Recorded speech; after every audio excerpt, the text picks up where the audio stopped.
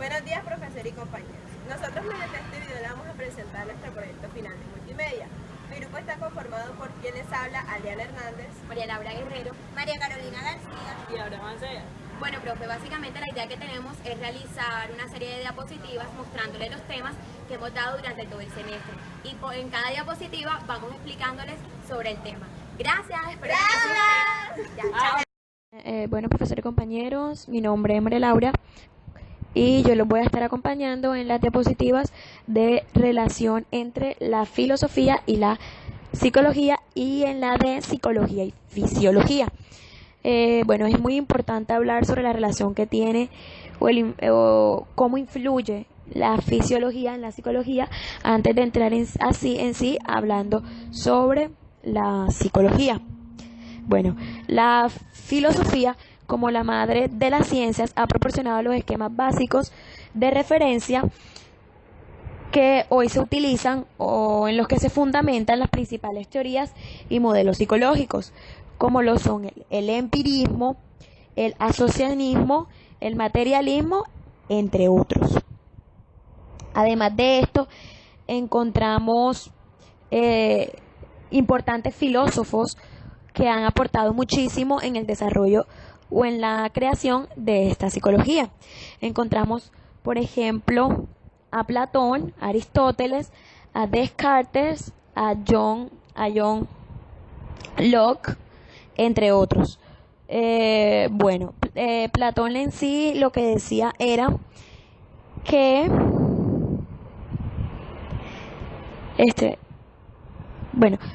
Platón lo que decía era que el conocimiento de la verdad es inherente a toda persona.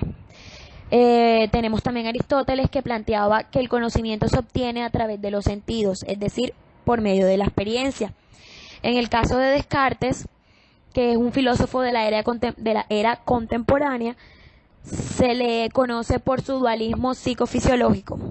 Y por otro lado, encontramos al gran filósofo británico, fundador del empirismo como filosofía formal, como ya se los mencioné, John Locke, que afirmaba que si queremos comprender el conocimiento, debemos estudiar cómo producen sensaciones los estímulos y cómo reflexiona el individuo ante estas sensaciones.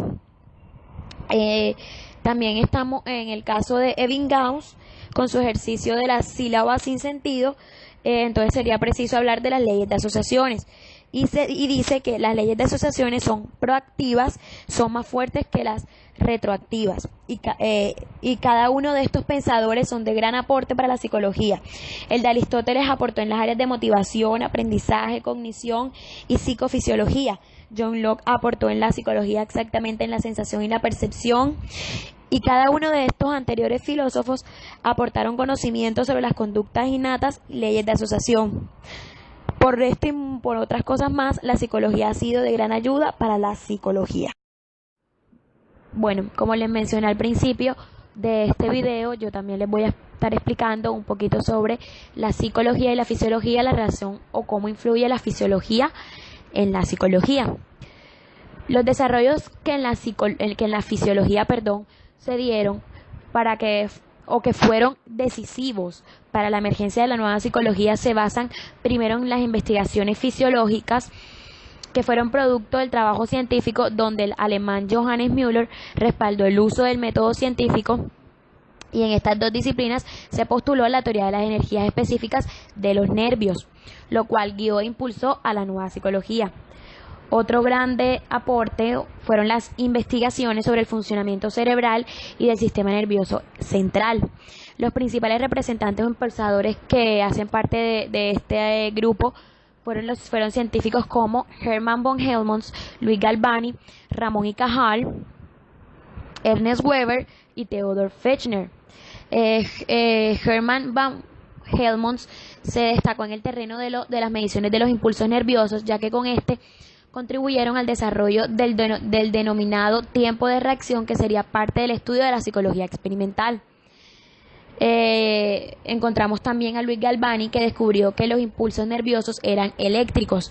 Ramón y Cajal, que descubrió la dirección del viaje que sean los impulsos nerviosos. Estos tres basaron principalmente sus estudios en los impulsos nerviosos. Ernest Weber, quien realizó trabajos sobre la fisiología sensorial en conexión con el sentido del tacto y el sentido sinestésico, y Theodor Fechner, quien su intención era encontrar ecuaciones que descubrieran la relación funcionales entre lo psíquico y lo físico. Puedo decir para concluir que la fisiología influyó en gran medida en la conformación de la psicología moderna, principalmente porque a partir de esta se dio el surgimiento de la psicología experimental en Alemania, la cual constituye la base de la psicología actual. Buenos días, mi nombre es María Carolina y luego de que mi compañera les haya hablado sobre la historia de la psicología, yo les voy a hablar de la nueva psicología o psicología moderna y del estructuralismo y el funcionalismo. Bueno, se dice que la psicología moderna surge en Alemania y fue desarrollada principalmente por el psicólogo y filósofo alemán Wilhelm Wundt. Pues Wundt creó el primer laboratorio de psicología experimental, también editó la primera revista de psicología y además que empezó la psicología experimental como una ciencia e investigó las bases biológicas de la psicología, como lo fueron las sensaciones, la percepción, la atención, los sentimientos, la reacción y la asociación. Pues Wundt también estudió sobre la experiencia consciente y la conciencia humana. A partir del estudio de la conciencia, crea una escuela que es llamada el voluntarismo. Y lo que decía con era que la mente tiene la capacidad de organizar los contenidos mentales en un nivel de pensamiento más alto, y esto se hace de manera voluntaria. Al igual que Wundt, hubieron muchos otros filósofos alemanes como Stumpf, Culpe, Brentano y Ebbinghaus, quienes también se encontraban trabajando y aportando investigaciones que ayudaron a la creación de la psicología moderna. Estos dos enfoques, el estructuralismo y el funcionalismo, son contradictorios. Hablando primero del estructuralismo, su mayor exponente fue Edward Titchener. Titchener estaba impresionado por los recientes avances de la química y la física, logrando analizar los compuestos más complejos desde sus elementos más básicos. Guiándose de estos avances de la química, Titchener dice que de manera similar los psicólogos deberían analizar las experiencias más complejas desde sus componentes más simples. Un ejemplo claro puede ser cuando las personas ven un tomate. En vez de decir que es un tomate, dicen que es una verdura y que es para comer. Pero estas percepciones se dan gracias a asociaciones de experiencias previas o a entrenamientos rigurosos previos. Por otra parte, Titchener descompone la mente en tres elementos básicos, que son las sensaciones físicas, es decir, lo que vemos, los sentimientos, haciendo referencia a lo que genera en nosotros ciertos estímulos, y por último las imágenes, o sea, los recuerdos. Entonces Titchener decía que el papel de la psicología era identificar esos elementos básicos y mostrar de qué manera estos podían combinarse e integrarse. A este enfoque es al que Titchener denomina como el estructuralismo. Contrario a esto, nace el funcionalismo en Estados Unidos y su mayor exponente fue William James.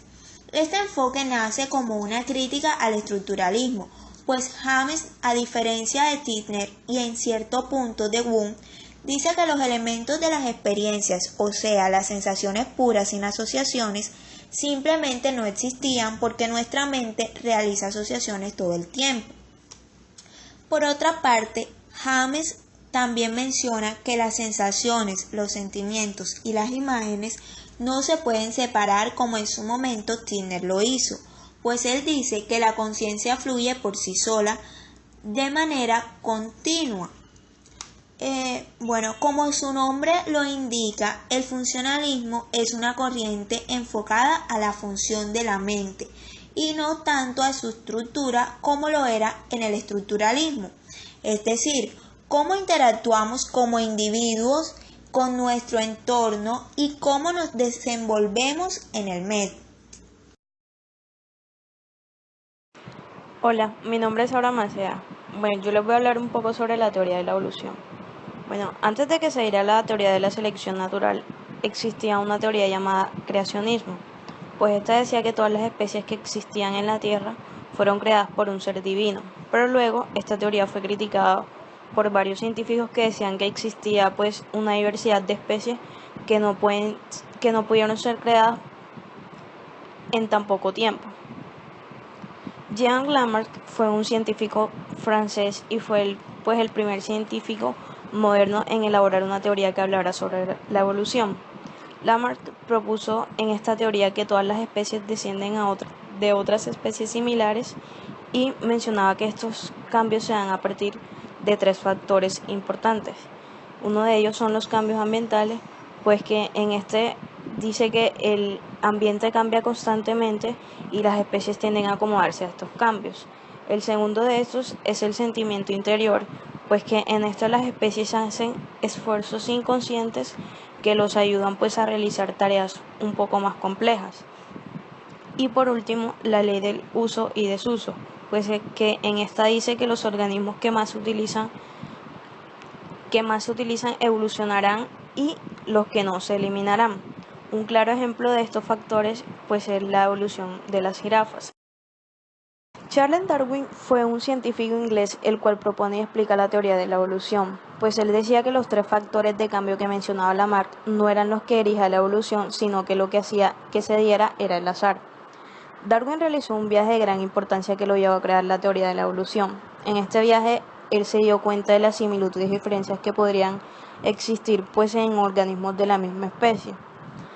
Él concluyó que las variaciones heredadas favorables para la supervivencia tenderían a preservarse mientras que las desfavorables se eliminarían.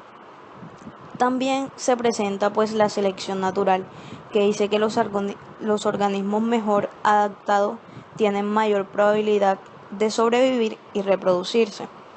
Pues esta evolución consta de cuatro aspectos importantes que cabe resaltar.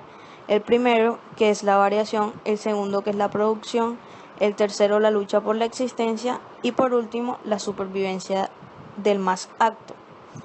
Darwin pues basó su teoría en 5 premisas, que eran: la primera, los organismos provienen de organismos similares a ellos; la segunda, que dice que en la teoría de las especies el número de descendientes que sobreviven y se reproducen es menor que al número inicial de descendientes.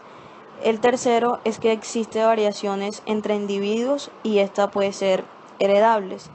El cuarto es que el número de individuos que sobrevivan y se reproduzcan dependerá de la interacción entre interacciones individuales y del ambiente. Y por último, que dado un tiempo suficiente, la selección natural puede producir una acumulación de cambios tal que terminará construyendo dos especies diferentes. El Zeitgeist o el espíritu de los tiempos es donde se crea la psicología aplicada, pues este lleva a muchos científicos a estudiar la diferencia de las especies. Consigo también trajo cambios a nivel intelectual y científico, además de importantes eventos como la Revolución Industrial, que esta se dio en Inglaterra, y con ella se creó más fuentes de empleo gracias a la llegada de las maquinarias, nuevas normas sociales y mejores relaciones entre las personas. Francis Galton, quien fue el que comenzó a estudiar sobre las diferencias individuales, además padre de la psicometría, él decía que todas las personas teníamos talentos diferentes, pues él miraba las capacidades mentales de las personas y decía que las capacidades mentales se podían medir, donde crea un laboratorio de antropomedida. Pues Francis Galton decía que el genio de una persona es heredado. Buenas, mi nombre es Adriana Hernández y hoy les voy a hablar un poco sobre el psicoanálisis. Antes de hablar sobre el psicoanálisis, es importante resaltar que la psicología moderna era totalmente diferente al psicoanálisis en todo punto de vista, sobre todo en la metodología y su forma de pensar. Como ya lo mencioné anteriormente, la psicología moderna era totalmente distinta al psicoanálisis y por ende fue la que propinó la emergencia del psicoanálisis postulado por Freud, sino más bien él basó su teoría en aportes que ya habían hablado un poco sobre este tema, como por ejemplo las especulaciones filosóficas donde se habló sobre los fenómenos psicológicos. También encontramos a Leibniz como la monadología, que dice que existían entidades llamadas nómadas que eran similar a lo que conocemos en psicofísica como la percepción. Herbart tuvo gran influencia, pues él habló del umbral o límite donde los pensamientos pasaban de ser inconscientes a conscientes. Y por último encontramos a Fresnel, quien relaciona la mente con un iceberg. Esta idea tuvo gran influencia en las primeras ideas de Freud sobre el psicoanálisis. La doctrina psicoanalítica sostiene que los impulsos instintivos que son reprimidos por la conciencia permanecen en el inconsciente y afectan al sujeto. Es importante tener en cuenta que el inconsciente no es observable por el paciente. El psicoanalítico es quien debe volver accesibles dichos conflictos inconscientes a través de la interpretación de los sueños y los actos fallidos de la asociación libre. Según Freud, la asociación libre era la regla fundamental del psicoanálisis. Se trata de una técnica que consiste en que el paciente exprese durante las sesiones de terapia todas sus ideas, emociones, pensamientos e imágenes, tal y como se presentan sin restricciones ni ordenamientos. Esto es todo sobre mi tema. Más adelante les hablaré sobre el conductismo, neoconductismo y neoconductismo. La psicología de la Gestalt. Pues esta nace en Alemania al mismo tiempo en que florecía el conductismo en Estados Unidos. Pero antes de hablar de la psicología de la Gestalt, es importante mencionar los antecedentes que hicieron que se diera la emergencia de esta.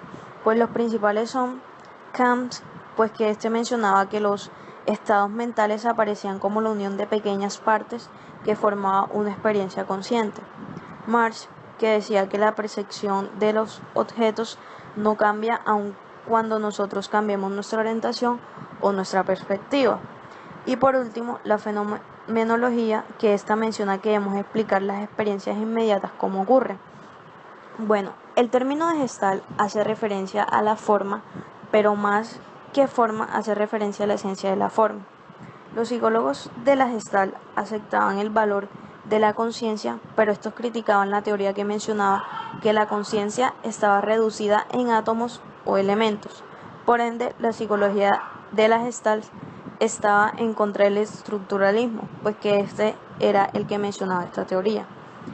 La psicología de la Gestalt también decía que cuando los elementos sensoriales se combinan, forman pues nuevas estructuras o nuevos patrones. El conductismo nace en Estados Unidos como una oposición al psicoanálisis, que como ya sabemos estudia los impulsos inconscientes propuestos por Freud. Pero John Watson, que fue el precursor número 1 del conductismo, decía que para que la psicología fuese considerada como ciencia debía estar sujeta a observación y debía ser medible como la conducta humana y no los pensamientos ocultos e inconscientes. El conductismo es una de las grandes teorías del desarrollo humano que estudia el comportamiento observable. Esta también se conoce como teoría del aprendizaje, porque describe leyes y procesos de cómo se adquiere la conducta. Watson, que fue quien propuso esta teoría, defiende el empleo de procedimientos estrictamente experimentales para estudiar el comportamiento observable, la conducta, y niega toda posibilidad de estudiar los métodos subjetivos como la introspección. La conducta para Watson es el resultado de reflejos condicionados, o sea, de respuestas aprendidas en forma de condicionamiento clásico.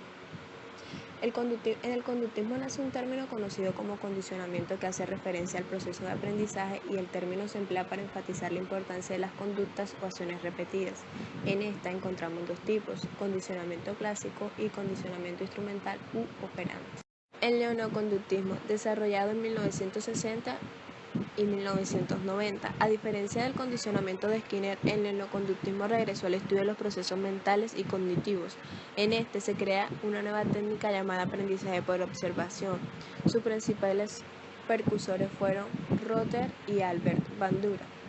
Hablemos un poco sobre la teoría de Rother, quien toma como base la personalidad. Según Rother, es un aspecto direccional de la conducta dirigida a metas de acuerdo con la historia del aprendizaje y la susceptibilidad a ciertos eventos reforzantes. Lo esencial en la teoría de Rother son las expectativas del individuo sobre sus posibilidades de éxito o fracaso, lo que se refleja en el rasgo conocido como locus de control. El locus de control es un rasgo central de personalidad que se define por la creencia del sujeto en la responsabilidad que tiene sobre su propio actuar. El locus de control puede ser interno o externo. Existen otros conceptos claves en la teoría de Rother asociados con las expectativas personales. El potencial de la conducta, que es la probabilidad de ocurrencia del comportamiento dada por la ecuación entre el tipo de expectativas, el valor de satisfacción buscada y la fuerza de otras conductas potenciales en la situación. El potencial de respuesta, que es el grado de valor subjetivo que el individuo da a las consecuencias de lo que hace en relación con el grado de preferencias y locus de controles personales. El potencial de necesidad, que es la intensidad de búsqueda de metas determinadas por la historia personal, y las tendencias direccionales son potenciales de necesidad que implican su búsqueda de fuentes reforzantes tales como reconocimiento. Ahora vamos a hablar un poco sobre Albert Bandura, quien propone lo modelado, que son los individuos que pueden aprender prácticamente todos los tipos de comportamientos sin experimentar un refuerzo directamente. Y el refuerzo vicario, que es el aprendizaje que puede producirse mediante la observación de la conducta de otras personas y las consecuencias de su comportamiento, más que por siempre experimentar personalmente el refuerzo. Somos mucho más propensos a modelar nuestro comportamiento después que una persona del mismo sexo y edad han respuesto problemas similares a lo nuestro. El neoconductismo, desarrollado en los años 1960 y 1990. A diferencia del condicionamiento de Skinner, el neoconductismo regresó al estudio de los procesos mentales y cognitivos. En este se creó una nueva técnica llamada aprendizaje por observación. Sus principales precursores fueron Rother. Para conocer un poco más sobre la teoría de Rother vamos a hablar de esta, quien toma como punto base la personalidad. La personalidad, según Rother, es un aspecto direccional de la conducta dirigida a metas, de acuerdo con la historia de aprendizaje y la susceptibilidad a ciertos eventos reforzantes. Lo esencial en la teoría de Rother son las expectativas del individuo sobre sus posibilidades de éxito o fracaso, lo que se refleja en el rasgo conocido como locus de control.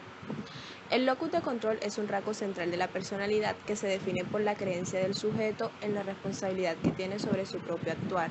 El locus de control puede ser interno o externo. En el primer caso supone un grado significativo de independencia personal y mayor capacidad de logro. En el segundo caso supone lo contrario.